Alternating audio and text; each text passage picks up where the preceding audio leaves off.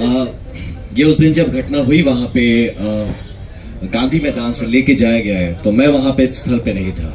मुझे पता चला तो मैंने तब ये भी नहीं पता चल रहा था कि लेके कहाँ जा रहे थे।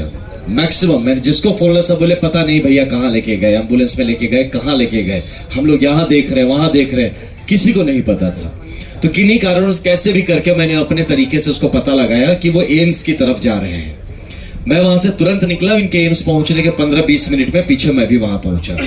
जब पहुंचा तो पहले रोका गया, भाई कहाँ जा रहे हैं, क्यों जा रहे हैं। तो मैंने कहा भाई हॉस्पिटल जाने भी नहीं देंगे, क्या हो गया।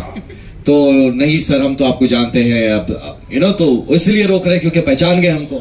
तो मैंने कहा बिल्कुल हम मिल सकते हैं। आपने क्या किया, आपने किसी को खबर नहीं है कि आदमी गया कहाँ, आप हवा में उड़ा लेंगे, किडनैप कर लिया, किया क्या आखिर उसका, मुझे पता होना चाहिए।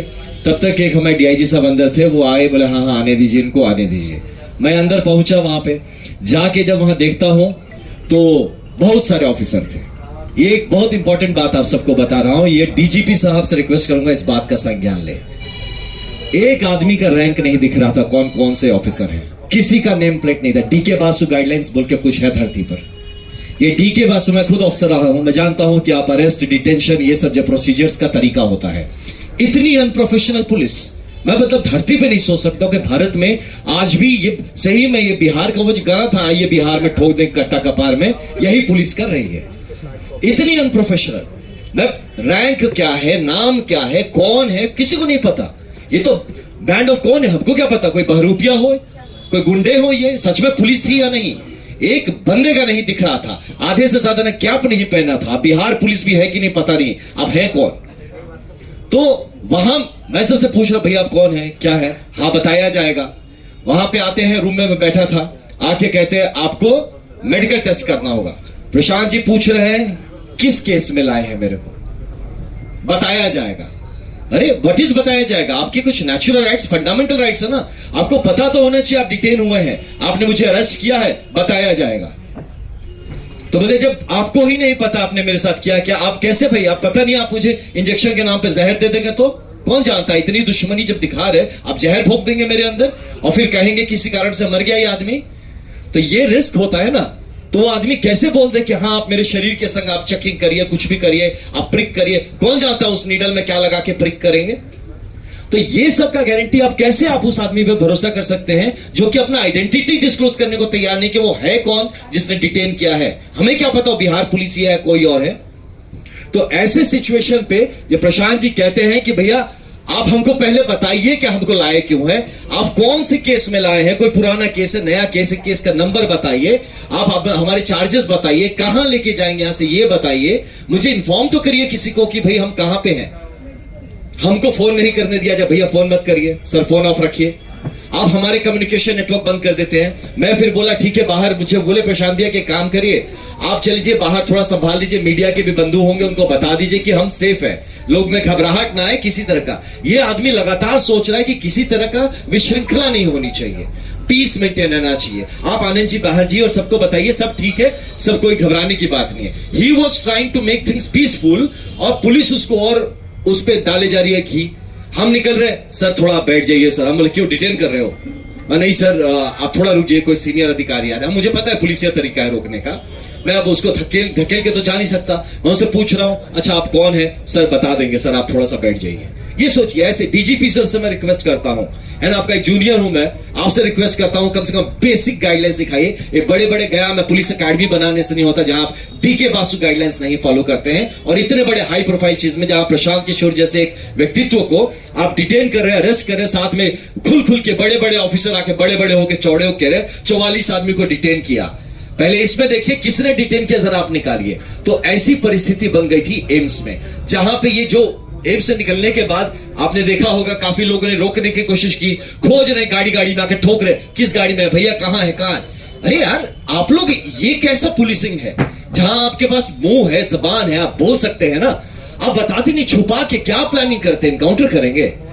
पूछे थे वहां पे, मतलब प्रशांत जी ने पूछा था ये बात कि आप लोग प्लान क्या करें, मेरा एनकाउंटर करने का सोच रहे हैं क्या, कि इतना छुपा के रखा है, बता ही नहीं रहे कहां पे क्या होगा। मैं कैसे आपको बोलते आपका आधार कार्ड दीजिए, मैं गजब आदमी हो, देश का कौन आदमी है जो पॉकेट में आधार कार्ड लेके घूमता है। आप मेरे को चप्पल नहीं पहनने दिए, वहां से जब गया प्रशांत जी ने चप्पल नहीं पहना, किशोर जी ने अपना चप्पल उनको दिया वहां पे। वो चप्पल तक उनको पहनने नहीं दिया, बोलते आप आधार कार्ड दीजिए। वे कहां से दे? तो आप फोन से, तो फोन भी तो मेरा पता नहीं कहां है, आपने फोन भी कहां लेने दिया मुझे? तो ये किस तरह का अरेस्ट प्रोसीजर से, किस तरह का डिटेंशन? सर ने कहा रेड, ये तो मैं तो मिलिटेंट्स की कैंप अटैक्स करता था, है ना, प्रॉपर कैंप अटैक होता था जब फायरिंग और रॉकेट लॉन्चर चलते थे, वो भी ऐसा नहीं करता था भाई। वहां भी पकड़ लिया तो उसको जूते पहनने देता था, बोलते कागज वागज कहां है, तेरे पेपर्स कहां है? और यहां पे इस धड़ल्ले से हम किस बिहार में रह रहे हैं? और उसके बाद जब हम लोग निकलने का हुए तो यही था, प्रशांत भी मुझे लगातार बोले थे कि आनंद आप इनको शांत रखिएगा, मैं उधर जाता हूं, आप बोलेंगे मानेंगे लड़के, आप बताइएगा, किसी तरह का कोई अशांति ना करे, हम लोग कोऑपरेट करते हैं, ये जो जानना चाहते हैं जहां ले जाना चाहेंगे जाए। कहां उनको उधर चढ़ा दिया, हमको अलग कर दिया, हमको भी एक स्कॉर्पियो में घुसा दिया कि चलो आप भी अंदर चलो, मुन्ना जी को साथ में घुसा दिया, एक डीआईजी थे उनको भी साथ में डाल दिया। हमने बोला भैया हम मदद करेंगे आपकी, हम नीचे रहेंगे तो मदद करेंगे, हम इस क्राउड को संभालेंगे। नहीं नहीं सर आप प्लीज यहीं रहिए, यहीं बैठिए।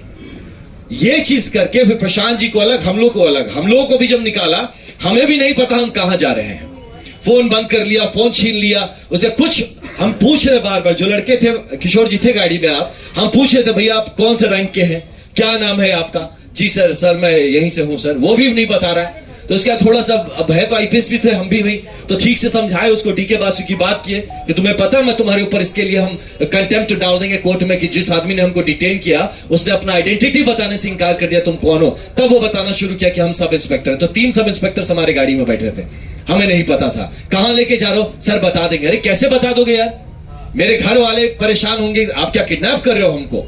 ये तो इलीगल डिटेंशन है ना, इस चीजों पे बात होनी चाहिए, ट्रेनिंग होनी चाहिए। This is a pure illegal detention, जहां आप अपने जिसको अक्यूज को आप बताते नहीं है किस केस में लाते हैं, ये बताते नहीं है कहां लेके जाते हैं, आप उसके घर वालों को नहीं इन्फॉर्म करते हैं कि वो कहां, उसके बाद आप पूरा तांडव मचा के यहां पे रखे हो और कहते हैं कि हम लोगों ने लॉ एंड ऑर्डर क्रिएट किया। लॉ एंड ऑर्डर तो पुलिस क्रिएट कर रही है by creating so much suspense around the whole incident.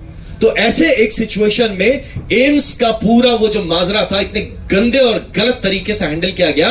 वहां पे आप कह रहे हैं आधार कार्ड दीजिए, अब उनके पास आधार कार्ड नहीं, तो एम्स के बंदे बोल रहे हैं कि सर आधार कार्ड नहीं है तो हम आपको कैसे करें, हमें तो रजिस्टर करना पड़े। वो बोले हम तुमको कहां से आधार कार्ड, मोबाइल फोन मेरा पता नहीं, मेरा मोबाइल फोन किसके पास है, कहां पे? आप लोग जिस तरह से मुझे ये ऐसा रगड़ के ले आए हैं, पूरी तरह से घसीट के, चप्पल तक नहीं आपने पहना दिया, और आप हमसे कह रहे हैं हम आपको कोऑपरेट नहीं कर रहे हैं, और कितना हम कोऑपरेशन करें? तो ये रही मोटा मोटी ये जो बातें रही, this has been the approach of police. ये चीज को प्लीज हाईलाइट करिए, Bihar police has failed in observing the D.K. Basu guidelines by the pronounced by the Supreme Court of India, और इस पे इनको जवाब देना पड़ेगा। Thank you.